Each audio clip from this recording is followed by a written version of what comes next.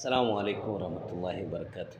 கண்ணியத்திற்குரியவர்களே, அல்லாஹு சுப்ஹானஹு வ தஆலா குர்ஆனில் அல்லாஹு ஹாலிக்கு குல்லி ஷைஇன், அல்லாஹுவே இந்த உலகில் உள்ள எல்லா பொருள்களையும் படைத்திருக்கிறார்.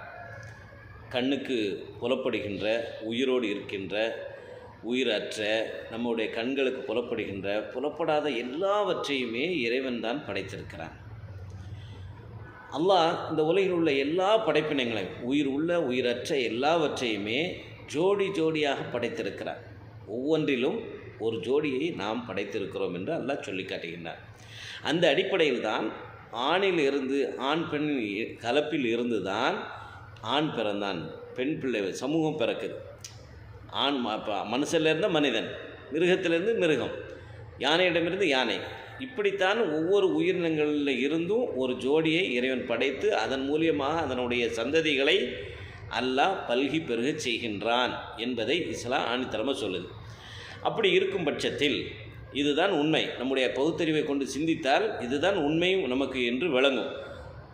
சயின்ஸும் கூட அதிகாரப்பூர்வமாக இதை ஊர்ஜிதம் செய்திருக்கிறது என்பது ஒரு செய்தி, கூடுதலான ஒரு செய்தி. அப்போ இந்த உலகில் உள்ள எல்லாமே இறைவனுடைய படைப்பு என்று இருக்கும் பொழுது, இந்த உலகில் இறைவனை தவிர்த்து வணங்குவதற்கு தகுதியானவை எதுவும் இருக்குமா? நிச்சயமாக இருக்காது. அதனால தான் லா இலாஹா இல்லல்லா, எந்த வணங்குவதற்குரிய தகுதியானவன் யாருமே இல்லை. இந்த உலகத்தில் மனிதனுக்கு எது பயன் தந்தாலும் சரி, எதன் மூலியமாக மனிதன் பலன் அடைந்தாலும் சரி, அது எவ்வளோ பலன்களை அடைந்தாலும் அது வணங்குவதற்கு தகுதியானதாக அது ஆகிவிடாது. உதாரணமாக மாமரம் நமக்கு பயன் தருது என்பதற்காக மாமரத்தை நாம் கடவுளாக வணங்கி வழிபட முடியுமா? கல் வீடு கட்டுவதற்கு, மனிதனை பதம் பார்ப்பதற்கு, மற்ற உயிரினங்களை அறுப்பதற்கு அது பயன்பட்டாலும் அது கடவுளாகிவிட முடியுமா? இப்படி ஒவ்வொன்றையும் நாம் சிந்தித்து பார்த்தோம் என்று சொன்னால், மனிதன் வணங்குகின்றவைகள் எல்லாமே, இன்றைக்கு மனிதர்கள் எதையெல்லாம் கடவுளாக வணங்குகிறார்களோ அவைகளுக்கு அதற்குரிய தகுதி இருக்கிறதா என்று சொன்னால் நிச்சயமாக இல்லை அன்பானவர்கள். அதை முதல்ல உணரணும், புரியணும். அதனால தான் கலிமா ஷஹாதா, சாட்சி சொல்வதற்குரிய வாக்கியம் அஷ்ஹது அன் லா இலாஹ இல்லல்லாஹ் வ அஷ்ஹது அன்ன முஹம்மதன் ரசூலுல்லாஹ், வணங்குவதற்கு தகுதியான இறைவன் அல்லாஹ் ஒருவனை தவிர வேறு யாரும் இல்லை என்று நான் உளமாற விளங்கி உள்ளத்தால் அதை புரிந்து என்னுடைய வாய்மொழியினால் அதை உறுதிமொழியும் நான் அளிக்கிறேன் என்பதுதான் அதனுடைய பொருள். அதே போன்று முஹம்மது இறைவனுடைய தூதர் என்பதையும் நான் மனப்பூர்வமாக நான் ஏற்றுக்கொள்கிறேன். அது தனி சாப்டர், அதை நான் விரிவாக சொல்கிறேன்.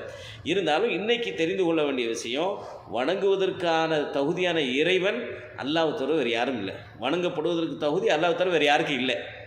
இதை நாம் புரிந்து கொண்டு தான் லா இலாஹ இல்லல்லாஹ். அதனால தான் இந்த லா இலாஹ இல்ல கலிமாவை யார் சொல்லி உறுதியாக நம்புகிறாரோ, அதன் அடிப்படையில் வாழ்ந்து மரணிக்கிறாரோ, அவருக்கு இறை பொருத்தமும் இறைவன் நரகிலிருந்து விடுதலையும் நிரந்தரமான சொர்க்கத்துக்கு வாரிசுதாரர்களாக அவர்களை அல்லாஹ் ஆக்குகிறான்.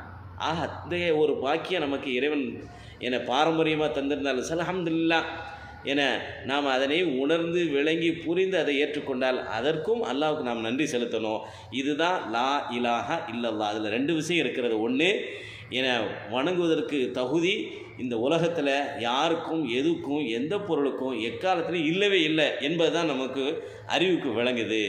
இதை நான் உணர்ந்து தான் நான் என்ன செய்கிறேன், லா இலாஹ, எந்த வணக்கத்திற்குரிய எந்த சக்தி இந்த உலகத்தில் எதுக்கும் இல்லை, இல்லல்லாஹ், ஒரு சூப்பர் சக்தியை தவிர, அல்லாஹ் ஒருவரை தவிர வேறு யாருக்கு அந்த சக்தி இல்லை என்பதை நாம் உணர்ந்து கொள்வது தான் இந்த லா இலாஹ இல்லல்லாஹ் என்ற கலிமாவுடைய தத்துவமாக இருக்குது, விளக்கமாக இருக்குது. அதனை புரிந்து அந்த அடிப்படையில் நம்முடைய சொல்லும் செயலும் நம்முடைய வாழ்வும் அகவாழ்வும் புறவாழ்வும் இதன் அடிப்படையில் அமையும் என்றால் நிச்சயமாக இறைவனுடைய அருளுக்கு உரியவர்களாக நாம் இம்மையில் இருப்பதோடு இதுதான் நம்முடைய மரணத்திற்கு பிறகு உண்டான மறு உலக வாழ்க்கைக்கு வெற்றிக்கு வித்திடக்கூடியதாக இருக்கிறது என்பதை புரிந்து நடப்போமாக.